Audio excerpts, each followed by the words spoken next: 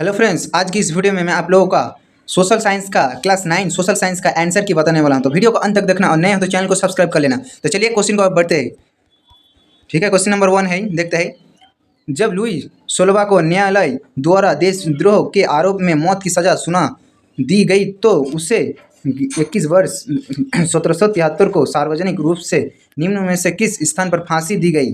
ठीक है, इसका सब ऑप्शन देख लेते हैं। इसका मैं डायरेक्ट आंसर दे देता हूँ, ऑप्शन मैं नहीं बोलूँगा। इसका राइट आंसर हो जाएगा option B, place D law, हाँ, कॉन्ड्रक्ट में।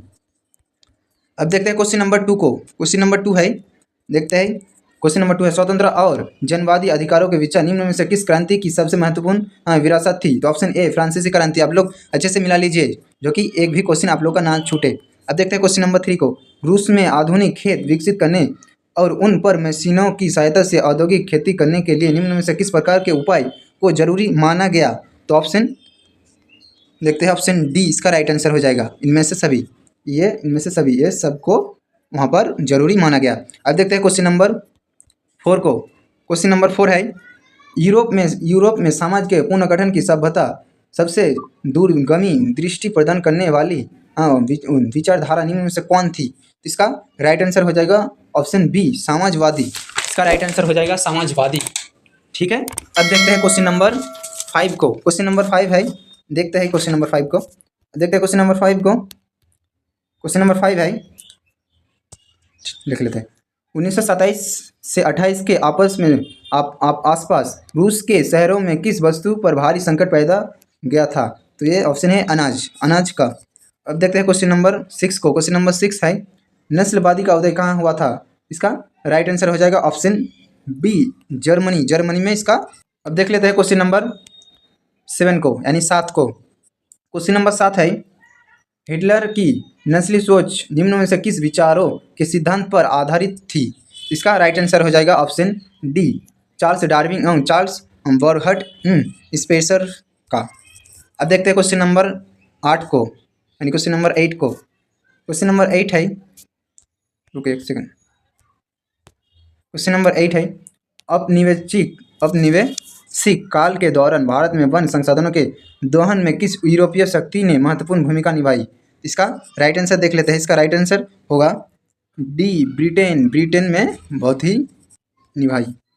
अब देखते हैं क्वेश्चन नंबर 9 को। क्वेश्चन नंबर 9 है, देखते हैं, यूरोप में किन वस्तुओं की बढ़ती मांग को पूरा करने के लिए बागान बनाए गए और उनके लिए प्राकृतिक वनों का एक भारी हिस्सा साफ किया गया। इसका राइट आंसर हो जाएगा ऑप्शन ए, कॉफ़ी, चाय और रबड़। अब देखते हैं क्वेश्चन नंबर 10 को। क्वेश्चन नंबर 10 क्या है, देखते हैं। क्वेश्चन नंबर 10 है, इंडोनेशिया के जावा में निम्न में से किस समुदाय के लोग कुशल लकड़हारे और घुमंतु किसान के रूप में जाने जाते हैं। इसका राइट आंसर हो जाएगा ऑप्शन सी, कलंग इसका राइट आंसर हो जाएगा। हम देखते हैं क्वेश्चन नंबर 11 को। क्वेश्चन नंबर 11 है, गढ़वाल और कुमाऊं के गुज्जर चरवाहे समुदाय में भावर के सूखे जंगलों की तरफ और गर्मियों के बुलियाल के ऊपरी घास के मैदानों की तरफ चले जाते हैं। गढ़वाल और कुमाऊं भारत के किस राज्यों में स्थित है। इसका राइट आंसर हो जाएगा ऑप्शन ए, उत्तराखंड में। अब देखते हैं क्वेश्चन नंबर 12 को। क्वेश्चन नंबर 12 है, भारतीय भूभाग एशियाई महाद्वीप का निम्न में से किसका विस्तार माना जाता है। इसका राइट आंसर हो जाएगा ऑप्शन डी, दक्षिणी। अब देखते हैं क्वेश्चन नंबर 13 को। क्वेश्चन नंबर 13 है, पश्चिम में अरब सागर, दक्षिण में हिंद महासागर, तो पूरब में कौन सा भारत की सीमा में निर्धारित करता है। इसका राइट आंसर हो जाएगा ऑप्शन ए, बंगाल की खाड़ी। इसका राइट आंसर हो जाएगा। अभी तक सब्सक्राइब नहीं किया तो सब्सक्राइब कर लेना और बेल आइकन को ऑल पे सिलेक्ट कर देना। ठीक है, इसके बाद मैं आप लोगों का बंगाली का क्वेश्चन का आंसर बताऊँगा। तो चलिए अब बढ़ते हैं क्वेश्चन नंबर 14 को। देखते हैं, निम्न में से कौन सा भारत का कौन सा राज्य है जहाँ चीन के साथ अपनी सीमा साझा नहीं करता। ठीक है, तो इसका राइट आंसर हो जाएगा ऑप्शन बी, बिहार। अब देखते हैं क्वेश्चन नंबर 15 को। क्वेश्चन नंबर 15 है, भारत का एकमात्र सक्रिय ज्वालामुखी अंडमान और निकोबार द्वीप समूह के किस द्वीप पर स्थित है। तो इसका राइट आंसर हो जाएगा ऑप्शन बी, बैरन द्वीप। अब देखते हैं क्वेश्चन नंबर 16 को। क्वेश्चन नंबर 16 है, प्रायद्वीपीय पठार भारत का एक विशाल पठार है, इसकी विशेषता निम्न में से क्या है। इसका राइट आंसर हो जाएगा ऑप्शन डी इनमें से सभी इसका राइट आंसर हो जाएगा। 16 का इनमें से डी। अब देखते हैं क्वेश्चन नंबर 17 यानी कि 17।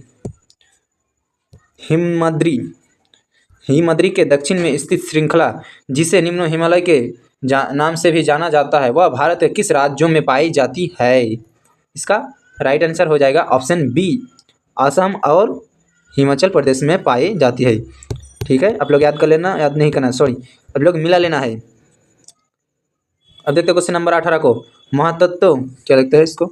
महादेव, कैमूर तथा मैकाल निम्न में से किसके नाम है? इसका राइट आंसर हो जाएगा ऑप्शन सी, पहाड़ियों का ही राइट आंसर हो जाएगा। अब देखते हैं क्वेश्चन नंबर 9 को। क्वेश्चन नंबर 9 है दुधवा राष्ट्रीय पार्क भारत के किस राज्य में स्थित है? इसका राइट आंसर हो जाएगा उत्तर प्रदेश। इसका राइट आंसर क्या होगा? उत्तर प्रदेश। तो चलिए दोस्तों, अब बढ़ते हैं क्वेश्चन नंबर 20 यानी कि 20। क्वेश्चन नंबर 20 क्या है देखते हैं। निम्न में से कौन सा नदी हिमालय से नहीं निकलती है? तो इसका राइट आंसर हो जाएगा ऑप्शन डी, कृष्ण नदी हिमालय से नहीं निकलती है। चलिए दोस्तों, अब बढ़ते हैं क्वेश्चन नंबर 21 की ओर। क्वेश्चन नंबर 21 क्या बोलता है देखते हैं। धुआंधार जलप्रपात भारत के किस राज्यों और शहर में स्थित है? तो इसका राइट आंसर हो जाएगा ऑप्शन ए, मध्य प्रदेश के जबलपुर में ये स्थित है। अब देखते हैं क्वेश्चन नंबर 22 यानी कि 22।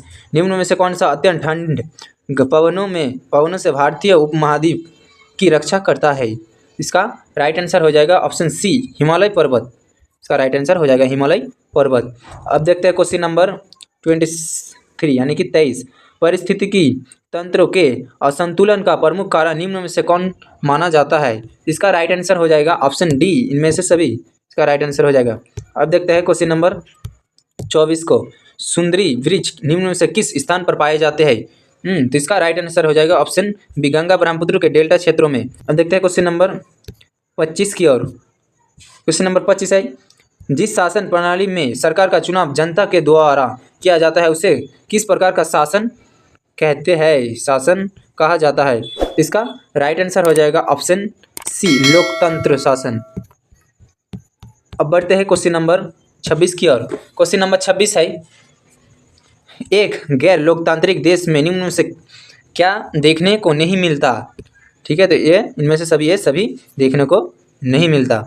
अब बढ़ते हैं क्वेश्चन नंबर 27 की ओर। क्वेश्चन नंबर 27 है लोकतंत्र निम्न में से किस सिद्धांत पर आधारित होता है? इसका राइट आंसर हो जाएगा ऑप्शन बी, राजनीतिक समानता पर आधारित होता है। चलिए फटाफट से आप लोगों के लिए बोल देता हूँ इसका आंसर। भारतीय संविधान 28 नंबर का क्वेश्चन है। भारतीय संविधान के निर्माताओं ने भारत संविधान को ना बदलने जा सकने वाला कानून के रूप में नहीं देखा था, इसलिए संविधान में समय समय पर बदलावों को शामिल किया जाता है। इन होने वाले बदलाव को क्या कहा जाता है? इसका राइट आंसर हो जाएगा ऑप्शन डी, संविधान संशोधन कहा जाता है। इसका राइट आंसर हो जाएगा। अब देखते हैं क्वेश्चन नंबर 29 को। निम्न में से कौन सा एक ऐसा व्यक्ति जो भारतीय संविधान सभा के सदस्य नहीं थे पर संविधान सभा के अनेक सदस्य उनके विचारों के अनुयायी थे? इसका राइट आंसर हो जाएगा ऑप्शन ए, महात्मा गांधी। इसका राइट आंसर हो जाएगा महात्मा गांधी। अब देखते हैं क्वेश्चन नंबर 30 को। क्वेश्चन नंबर 30 है लोकतंत्रों में चुनाव के कानूनों के अनुसार कोई भी उम्मीदवार या दल निम्न में से कौन सा काम नहीं कर सकता? तो ठीक है, इसका राइट आंसर हो जाएगा ऑप्शन डी, इनमें से सभी काम नहीं कर सकता, जितना भी है ऑप्शन दिया है। अब देखते हैं क्वेश्चन नंबर 31 को यानी कि 21 को। जब किसी विधानसभा या लोकसभा के एक क्षेत्र में किसी सदस्यों की मृत्यु या त्यागपत्र देने से सीट खाली हो जाती है, उस पर दोबारा चुनाव कराए जाते हैं, तो इस होने वाले चुनाव को किस नाम से जाना जाता है? इसका राइट आंसर हो जाएगा ऑप्शन सी, उपचुनाव। इसको क्या बोलते हैं? उपचुनाव बोलते हैं दोस्तों। तो चलिए, अगर आप लोग अभी तक सब्सक्राइब नहीं किए तो सब्सक्राइब कर लेना और हमारे टेलीग्राम पर जरूर ज्वाइन हो जाना, ताकि इसका पीडीएफ भी आप लोगों को साथ मिले। ठीक है, इसका पीडीएफ मैं व्हाट्सअप यानी कि टेलीग्राम में सेंड कर दूंगा। ठीक है, अब देखते हैं क्वेश्चन नंबर 32 को। निम्न में से भारत की न्यायपालिका क्या करती है? ठीक है, तो इसका राइट आंसर हो जाएगा ऑप्शन डी, इनमें से सभी। वह कानून के शासन की रक्षा करती है, और भी है, ये बी नंबर भी है, सब है। अब देखते हैं क्वेश्चन नंबर 33 को। क्वेश्चन नंबर 33 क्या है देखते हैं। निम्न में से कौन सा अधिकार को मौलिक अधिकार के अंतर्गत डॉक्टर भीमराव अम्बेडकर ने भारतीय संविधान की आत्मा और हृदय कहा है? इसका राइट आंसर हो जाएगा, इसका राइट आंसर हो जाएगा, कहाँ है देखते हैं ऑप्शन, इसका राइट आंसर हो जाएगा ऑप्शन बी, संवैधानिक उपचारों का अधिकार इसका राइट आंसर हो जाएगा। अब देखते हैं क्वेश्चन नंबर 34 को। अब देखते हैं क्वेश्चन नंबर 34 क्या बोलता है, देखते हैं भारतीय अर्थव्यवस्था या सर्वाधिक श्रम अवशोषित करने वाला क्षेत्र निम्न में से किसे माना जाता है? इसका राइट आंसर हो जाएगा कृषि, कृषि को माना जाता है। अब देखते हैं क्वेश्चन नंबर 35 को। क्वेश्चन नंबर 35 है पलमपुर में मेनझोले और बड़े किसानों के कितने परिवार निवास करते थे? इसका राइट आंसर हो जाएगा 60 परिवार। अब देखते हैं क्वेश्चन नंबर 36 को, यानी कि 36, बेरोजगारी में वृद्धि किस प्रकार की अर्थव्यवस्था का सूचक मानी जाती है? तो इसका राइट आंसर हो जाएगा ऑप्शन ए, मंदीग्रस्त। अब देखते हैं क्वेश्चन नंबर क्या है 37, देखते हैं ग्रामीण क्षेत्रों में पाई जाने वाली अदृश्य बेरोजगारी को निम्न में से किस नाम से जाना जाता है? इसका राइट आंसर हो जाएगा परछन्न। अब देखते हैं क्वेश्चन नंबर 38 को। क्वेश्चन नंबर 38 क्या बोलता है, देखते हैं निम्न में से कौन सा भारत के विकास की रणनीति का एक प्रमुख उद्देश्य है? इसका राइट आंसर हो जाएगा ऑप्शन डी, गरीबी उन्मूलन। अब देखते हैं क्वेश्चन नंबर 39 को। 39 क्या बोलते हैं, देखते हैं मानव संशोधन विकास पर सबसे अधिक ध्यान केंद्रित करने वाला राज्य निम्न में से कौन सा है? मतलब किसे माना जाता है? इसका राइट आंसर हो जाएगा केरल इसका राइट आंसर हो जाएगा। अब देखते हैं क्वेश्चन नंबर 40, लास्ट क्वेश्चन है जो कि सोशल साइंस का, ठीक है। स्वतंत्रता के पश्चात भारतीय नीति निर्माताओं ने खाद्योत्पादन में आत्मनिर्भरता प्राप्त करने के लिए कृषि के उत्पादन में वृद्धि की एक नई रणनीति बनाई जो कृषि के उत्पन्नों के क्षेत्रों में दिखने को मिली। उसका नाम निम्न में से क्या है? इसका राइट आंसर हो जाएगा ऑप्शन बी, हरित क्रांति। नेक्स्ट वीडियो में, तब तक के लिए जय हिंद।